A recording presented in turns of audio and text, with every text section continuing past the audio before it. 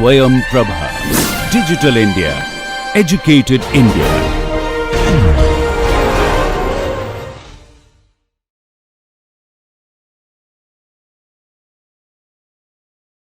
This is known as the theory of small reflections.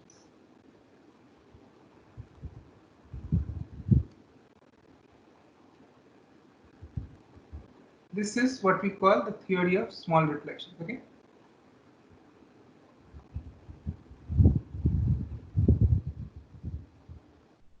Now, with this simplification, an assumption that the mismatch between adjacent transmission line segments is very small, we shall now develop the theory for an n-section network. Okay. So, what is an n-section network?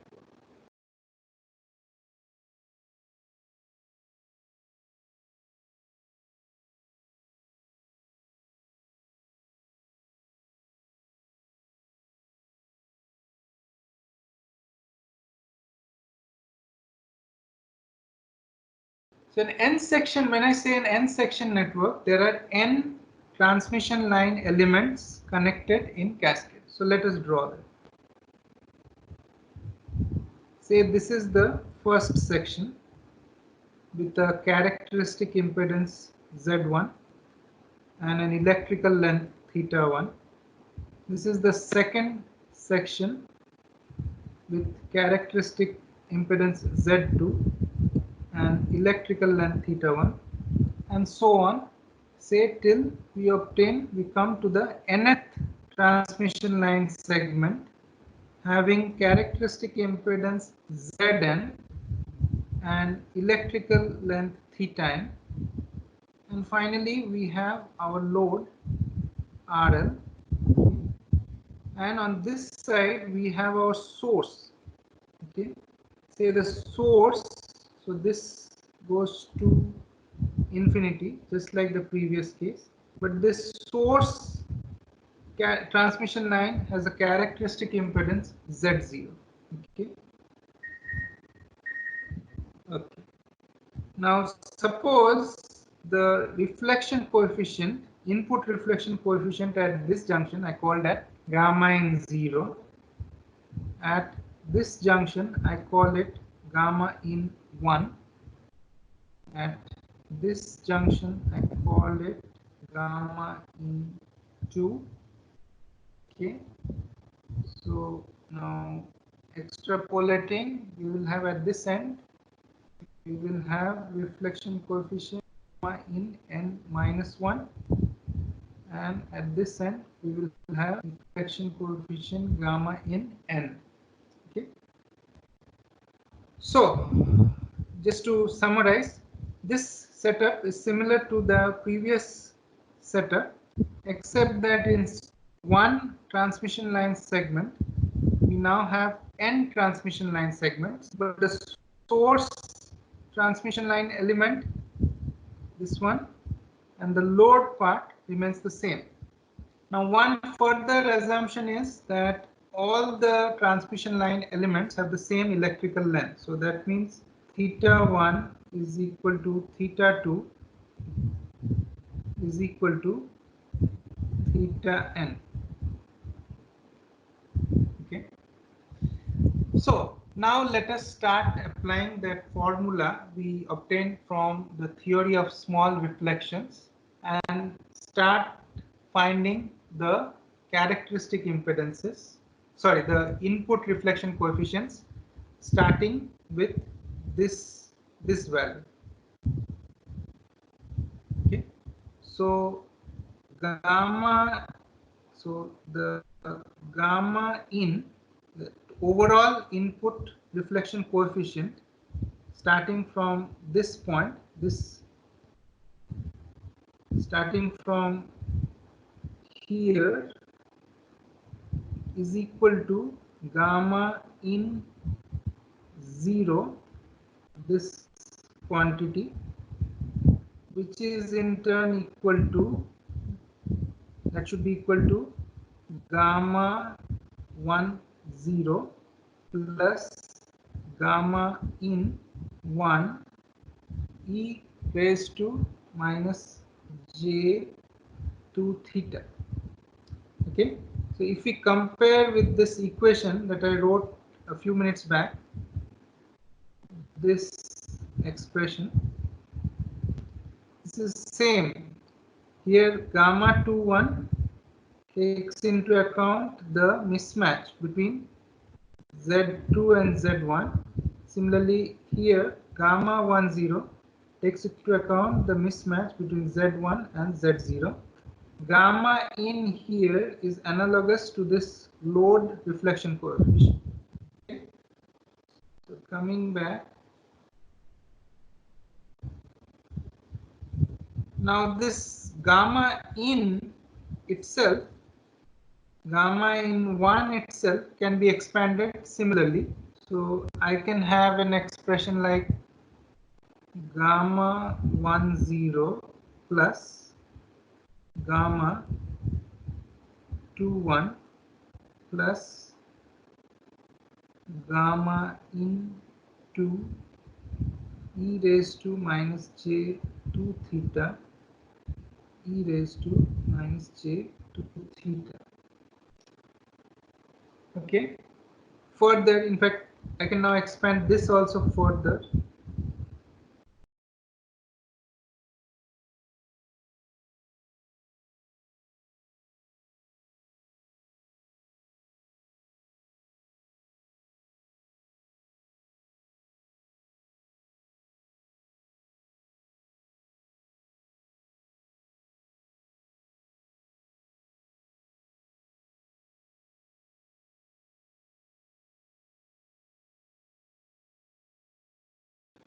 And so on for all the n elements.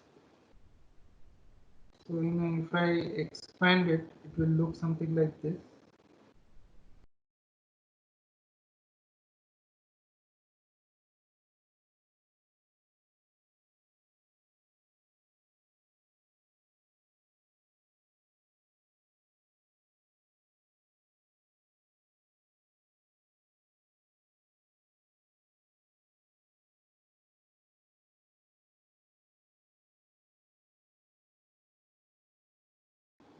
Okay. So for all the n elements, if I evaluate this, my value of gamma in as a function of theta will be something like this.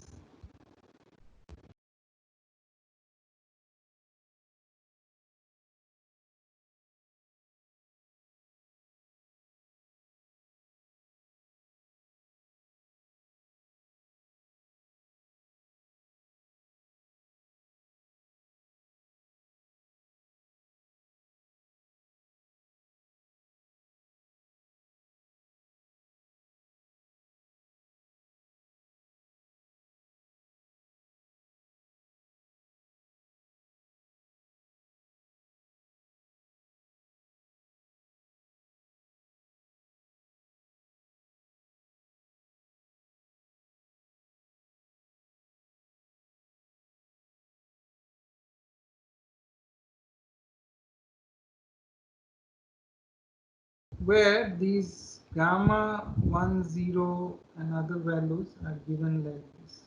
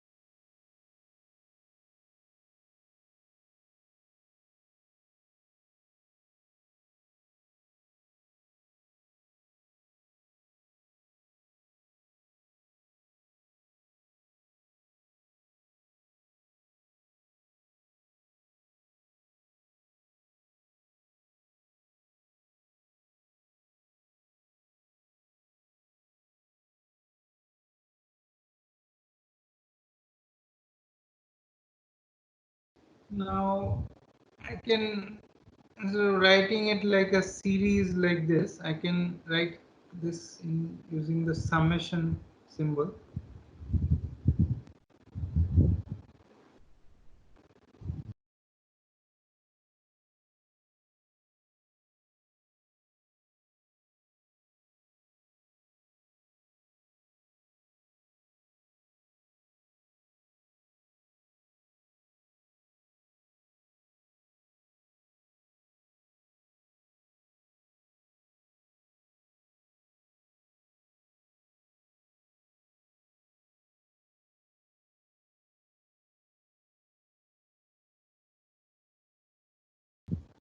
In fact, instead of writing it like this, I just write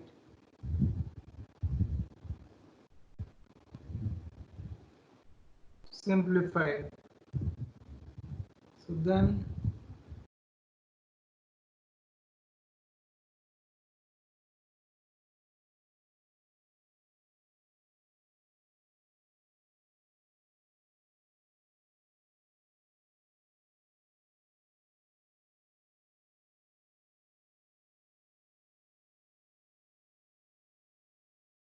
okay. Now you see that this is basically a Fourier series.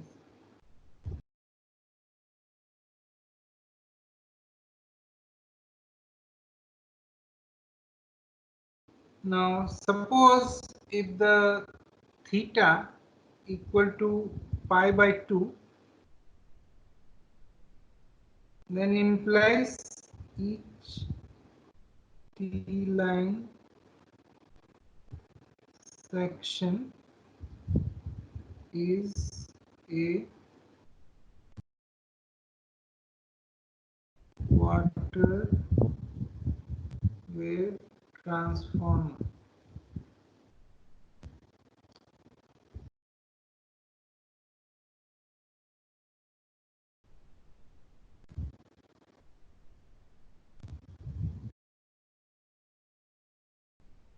So let us say that theta equal to pi by 2. Uh, if uh, if on the other hand, if theta is equal to 0, then my gamma in theta equal to 0 as obtained from this equation, it should be equal to simply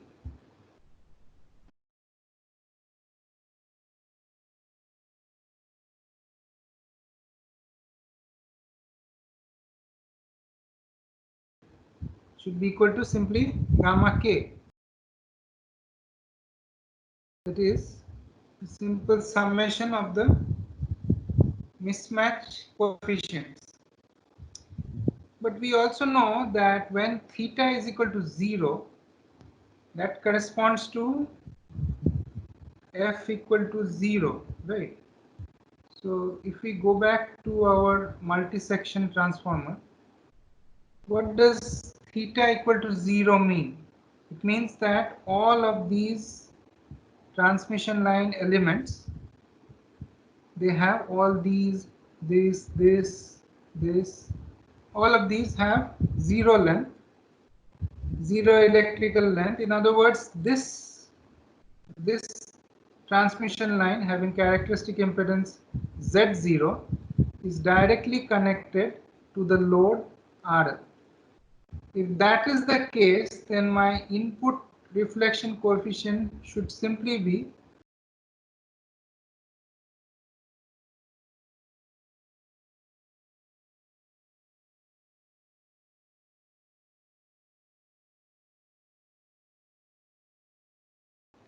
but that is not what I am getting this summation. If I evaluate this summation, then that is not equal to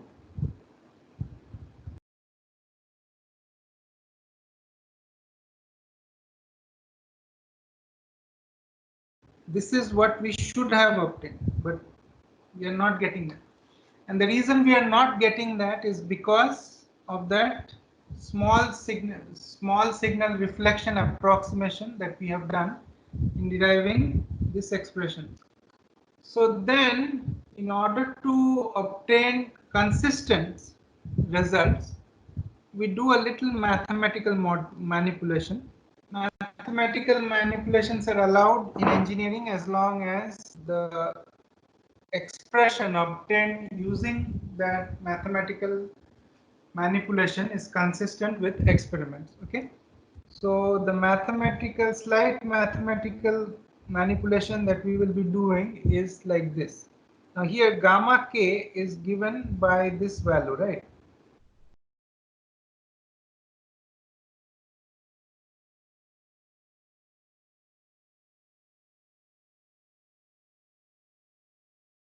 So if the mismatch between z of k and z of k is k plus 1 is small, then we can approximate this expression as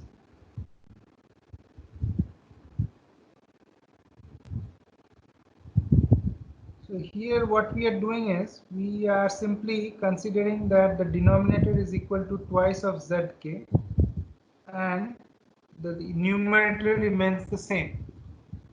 Now this further can be approximated by another mathematical operation, that this is equal to ln 1 plus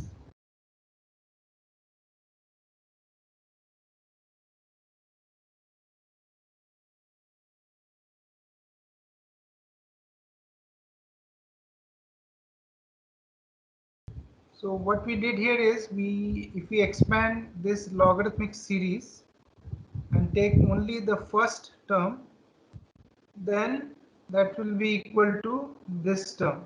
Okay, this can further be, so we have done two manipulations. One is, first manipulation is while going from this step to this step, and the second one is while going from this step to this step. Now this is equal to half of ln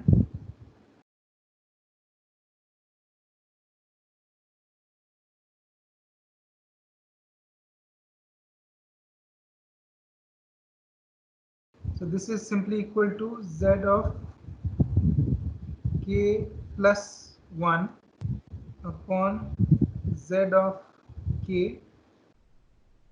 Okay, if this is the value of gamma k that we take, then we obtain a consistent solution, because now if we take the summation of all gamma k's,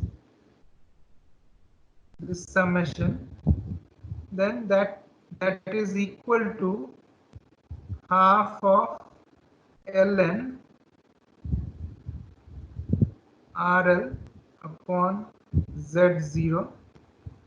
Here we have assumed that Z of n plus 1 is equal to RL, and then this can be brought back to an expression like this using the reverse manipulations. So this we can say is equal to RL minus Z0 upon RL plus Z0, and so then we have a self-consistent solution. Okay, so what this in this part of lecture 11 we have derived this important relationship for the input reflection coefficient of n transmission line segments, each having same electrical length theta, connected in cascade. The input reflection coefficient can be given like this, where this gamma k is the mismatch between adjacent sections, and but the thing is, after this derivation, even though we have found out this expression, it doesn't help us much in synthesizing the the n sections. What I mean is, what we have done here is that we had started with these n sections, this circuit, and we obtained an expression for this gamma in terms of the z, in terms of the characteristic impedances and the load impedance. So we obtained an expression for gamma in terms of z1, z2 up to zn and also rl. But how do we do the reverse procedure? That is, say we are given a gamma in, how do we obtain the values of these z1, z2 and zn? We are given RL also. So we are given what is the gamma in we have to achieve for a given RL. How do we find out the values of these characteristic impedances Z1, Z2 up to Zn?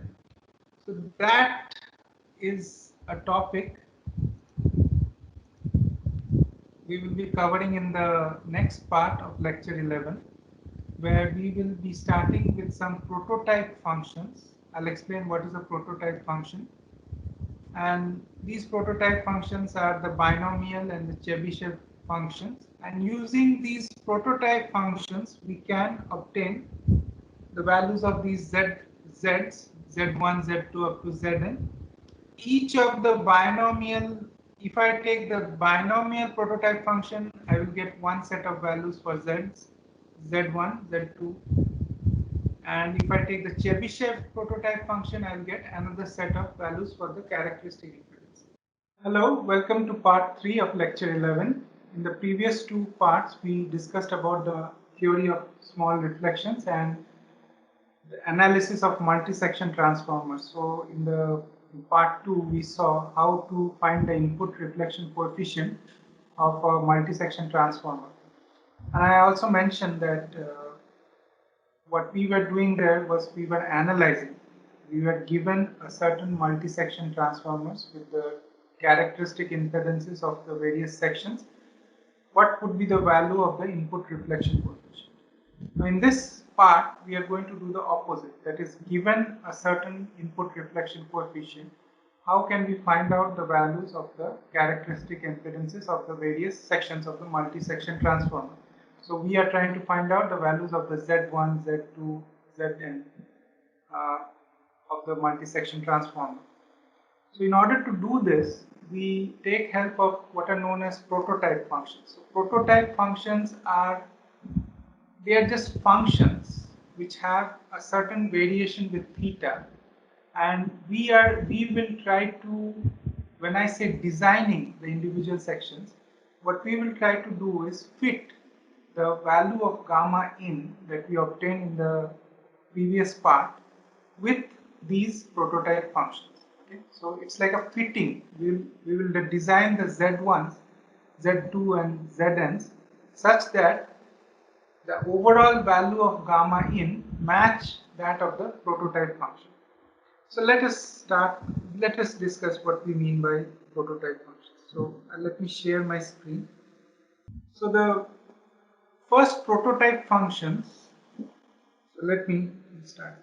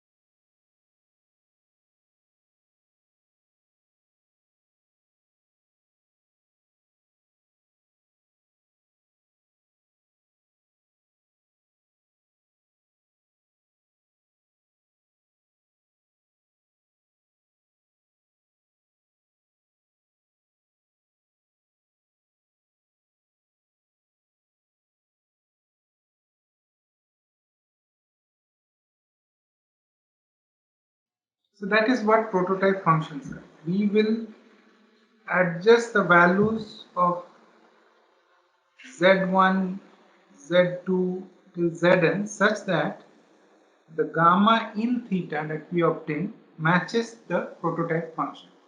So let us see. If it is not clear what I meant just now, let me show you by discussing the actual prototype functions. So the first prototype function that we are going to discuss is the maximally flat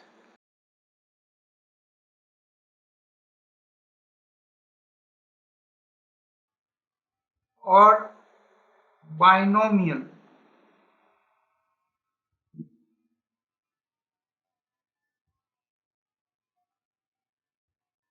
Okay. So the characteristics of this function, prototype function, is that the gamma in theta is such that at theta equal to pi by 2, this is 0. And not only is it 0 for gamma in, it's also 0 at theta equal to pi by 2 for all n minus 1th derivatives of gamma in with respect to theta. What I mean is,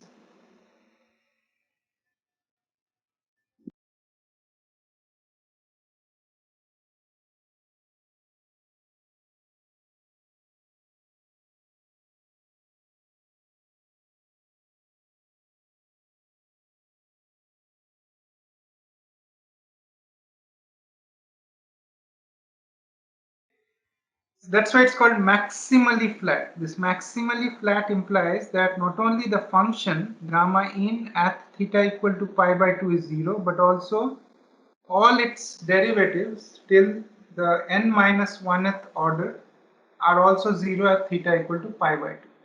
So let me show you how this function looks like, this maximally flat. Let me share my slides. So this is the way the prototype, the binomial prototype function looks. This red line is the binomial function. Okay, uh, is a binomial function for the first order. What this first order, what this n value implies, it will become clear in a moment. But before that, so n here implies the order of the transformer. So here the equations that I just wrote were these equations. Okay, that gamma in at theta equal to pi by 2 will be equal to 0. All the derivatives for nth order, for all the n minus 1th derivatives for an n ordered maximally flat transformer will also be 0 at theta equal to pi by 2. And the functions, they look like this. Now what these, the exact algebraic expression for these functions I'll give in a moment, but notice the flatness that is there at theta equal to pi by 2. Okay, so here it is theta upon pi is 0.5, so this point corresponds to theta equal to pi by 2.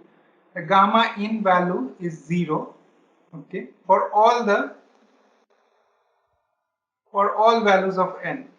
Okay, and this in turn also implies that the derivative, say for example, if we take the n equal to 4 ordered binomial transformer, then all its derivatives, that is 1, 2 and 3, first, second and third derivatives will also be 0. The flatness that you see here is the reason the term maximally flat is used. When we discuss the Chebyshev transformer, we will see that this flatness doesn't exist. Instead, there will be ripples. So one way, the advantage of this binomial transfer is this flatness. Flatness is always desired. It doesn't cause variation in amplitude.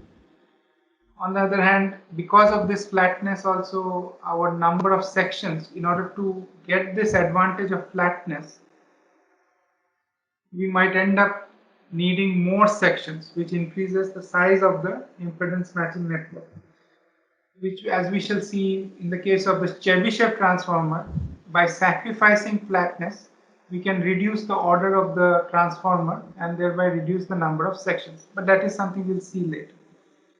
Okay, so let's go back.